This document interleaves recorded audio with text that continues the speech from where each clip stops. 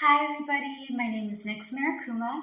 I am the owner of Marikuma Healing, and today we are going to be doing Cancer's General Reading Part 5. Alright, so we're going to tackle your greatest hopes, your fears, your advice, and outcome. Now before we get this party started, I know y'all are going to get so annoyed with every video having this start off, right? Like, we get it, we'll subscribe if you just leave us alone. But if you like the videos I make and you want to support my business, please subscribe, like, and follow me on YouTube. Now, right, I also have Instagram, TikTok, and all that. And I will be posting up all those things as well. But just wanted to let that out, right? Okay, now we can finally, right, get this party started. So Cancer. Your guys' greatest hope is organization, intelligence, and cleverness. So let me tackle organization, right? It's going to take a while. Not everybody's an organized person, okay? Like for me, I'm a Virgo. So we're supposed to be the very tidy, very neat kind of people. And a majority of the Virgos that I've seen are, but I'm not that kind of Virgo. I'm not. I'm the method to the madness. I don't know why. But like, I be thriving when things are a little bit, cathartic. I don't know. I don't understand it. But for me, I like things spread out. I like being able to be on the move, a little bit more productive, right? Active, if you will. And the method to the madness is my form of organization. All right. I write things down. I kind of spread it around so I can be able to kind of reach and do whatever I need to do, have a rhythm and flow, and it's awesome. Now to other people, writing things down, having a little catchy tune to remember what you got to do. Sometimes rhyme timing helps me too, but writing things down and having them spread around is how I get things more organized and more neat. Okay, so whatever helps you stay on a steady rhythm, a steady flow, let that be the one that you use for organization. A lot of times people are saying that we should have balance in our life. And when we think of balance, I'm going to look silly when I do this, but hear me out. When we do balance, right, we're thinking that it's going to be like this.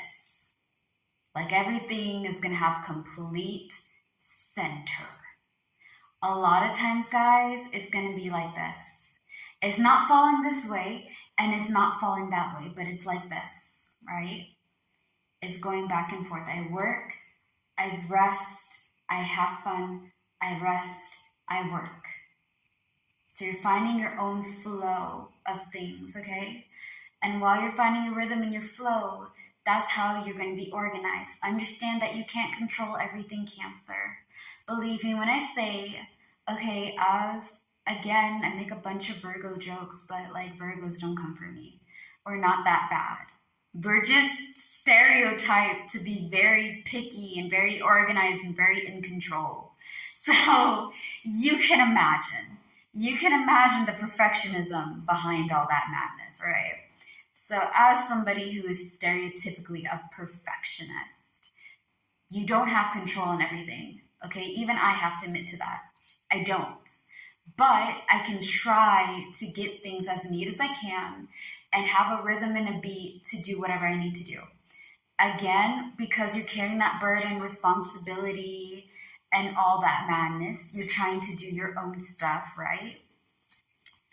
It's okay to ask for help if you need help on big projects. For the little projects that you feel like you have more control on, write it down, get yourself maybe an alarm or whatever that you need to do, and then get that situated. Now with intelligence, always remember there's more than one form of intelligence, just like there's more than one form of strength and more forms of whatever, okay? We live in a very multi-dimensional duality kind of universe, okay? That being said, there's variety. There's never a singular, there's always variety. Some good, some bad, some weird, some bizarre, but still variety. Now, For intelligence, I'm going to tie in with your cleverness, okay? Cleverness is a form of mental intelligence, in my opinion. I could be wrong, right? But I'm just saying. Cleverness is like this. I have one problem, but I can have more than one solution. I can have 5 solutions for this problem. And one solution can solve more than one problem. Okay, if you think that way, you'll be able to overcome a lot of obstacles in your way. Okay, emotional intelligence, which I feel strongly is up y'all's alley because you guys are very empathetic. A majority of you guys are. You're very understanding and compassionate to people's feelings. And that can be a blessing and a curse. Because the blessing is you understand people in a deeper sense.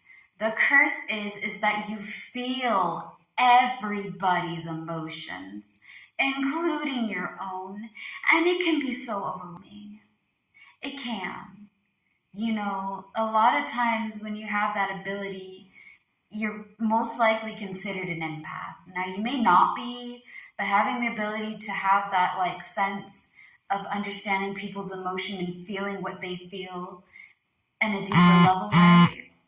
It can be very taxing and draining if you don't know how to like, okay, I'm watching you, I understand you, but I can't take in that. Okay, I can't, I ain't taking all that, right? I ain't taking all that anger and that sadness and that despair, because if I take it on as my own, I'm just gonna feel twice as worse because, you know, I'm taking in all y'all's energies, and that's just a lot for one person to take. Believe me, I know. That being said, emotional intelligence is understanding why somebody feels this way and how they may react due to that certain feeling or emotion. Now, physical intelligence, a lot of you guys know I used to do nursing, okay? I used to be a healthcare worker for 13 years. And I had to pick up people who are 200, 300, or 400 or more pounds. As you can see, I'm a very scrawny chick, all right? I'm very on the petite side. So like on a good day, I'm like 130. On a bad day, 119. I had to be able to learn how to lift people who are twice my weight or more, and how to move them and walk with them and carry them and support them without harming them or myself. That's physical intelligence. That's body mechanics, working your body without killing yourself, doing something, right? So that's your greatest hope. You want to be able to have things organized and neat. You want to be able to be surrounded by smart people, as well as have situations that are not full of difficulties. You having more understanding and knowledge for whatever that may come into your life. And to be very clever and think outside the box to solve other problems or just get things done in a more interesting or unique way or easy way, right? Now, your greatest fear is untruthfulness, untrustworthiness, and theft. This ties into having to deal with people who I call fugazi, but I think a lot of people nowadays will call it like sus, right? Forgive me, I'm not a young blood. I'm not good with like the newer types of slang right now, but I'll give it a go, all right? I'll try it, but I'm not grand at it. Having to do with people who are not trustworthy, that you feel that are misleading, that are disrespectful, that may rob you in a sense. This is your greatest fear, to be surrounded by that or just have that in your life, right? And it makes sense. Nobody wants to have that at all. We're going to tackle on part 6. Okay, I know you guys have a lot of parts. I'm sorry. I'm sorry, Cancer, for that. We will tackle your advice and outcome. Okay, I know this time we'll get there. That being said, I hope that you guys have an awesome night, amazing morning, and a wonderful afternoon. Peace.